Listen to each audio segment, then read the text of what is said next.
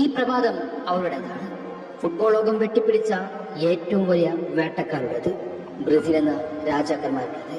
കൺകുളിർത്ത കാണുക, അവരുടെ തിരിച്ചുവരേണ്ട താളത്തെ ആസ്വദിക്കുക, അതിൽ ആനന്ദിക്കുക. ചരിത്രം അവർക്ക് വേണ്ടി വഴിമാറുകയോ വഴങ്ങിക്കൊടുക്കുകയോ തിരക്കഥ എഴുതപ്പെടുകയോ ചെയ്യാനില്ല. മുന്നിലുള്ള ഏത് പ്രതിസന്ധികളെയും കീഴിൽ കുറിച്ചവർ അതിലേക്ക് പ്രവേശിക്കുകയാണ് പതിവ്. പതർച്ചയും വിടർച്ചയും എന്നോളം എല്ലാ കാലങ്ങളിലും ബ്രസീൽ ഫുട്ബോളിൽ അനുഭവപ്പെടാറുണ്ട്. എന്നാൽ അതിൽ നിന്നെല്ലാം ആത്യന്തികം കരുത്തോടെ തിരിച്ചു വരുന്നതും അവരുടെ രക്തത്തിന് ശീലമാണ്. അങ്ങനെ പണി കഴിപ്പിച്ചതാണ് ആ 5 കിരീടങ്ങളും ഇന്ന് വാഴ്ത്തപ്പെടുന്ന ചരിത്ര താളുകളും. അതുകൊണ്ട് തന്നെ തീർന്നുവെന്ന് ഉറപ്പുവരുത്തണം, അല്ലെങ്കിൽ അവർ ഉയർത്തെഴുന്നേൽക്കപ്പെടും. അത് ഉറപ്പു തന്നെയാണ്.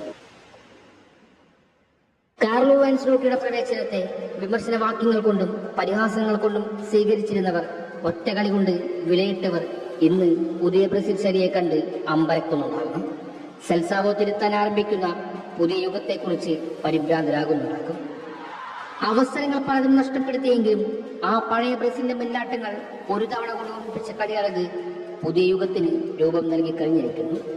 ഡോൺ കാർലോയുടെ യുഗത്തിന് തറക്കല്ലിട്ട് കഴിഞ്ഞിരിക്കുന്നു. അത് എതിർപ്പാളയങ്ങളുടെ ഉറക്കമില്ല രാത്രികൾക്കായി അവർ വരുന്നുണ്ട്. അവരുടെ ക്രൈം ഹിസ്റ്ററി അങ്ങനെയാണ്.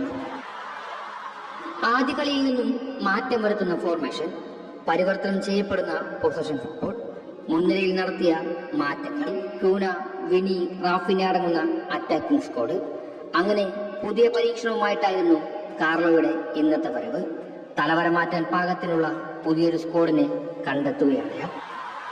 വേഗതയുള്ള അറ്റാക്കിംഗ് ഗെയിം കൊണ്ട് കാർലോ വെട്ടിപ്പിടിച്ച ചരിത്രം ബ്രസീൽ ടീമിലേക്ക് അയാൾ പറച്ചു നടന്ന് ആരംഭിക്കുമ്പോൾ അതിനെ സ്വീകരിക്കുവാൻ ബ്രസീൽ തയ്യാറെടുത്ത് കഴിഞ്ഞിരിക്കുന്നു.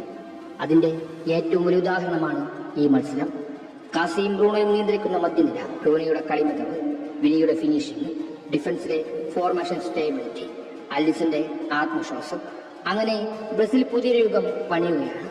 ഇതിലേക്ക് അയാൾ കൂടി എത്തുമ്പോൾ മുന്നിലുള്ള ചിത്രങ്ങൾക്ക് ഏറെ വ്യക്തത വരും.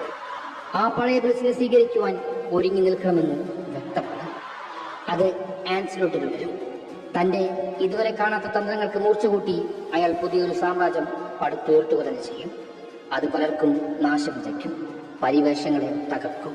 ഒരുങ്ങിയിരിക്കുക, അവർ വരുന്നുണ്ട് അവരുടെ സാമ്രാജ്യം വീണ്ടെടുക്കുവാൻ.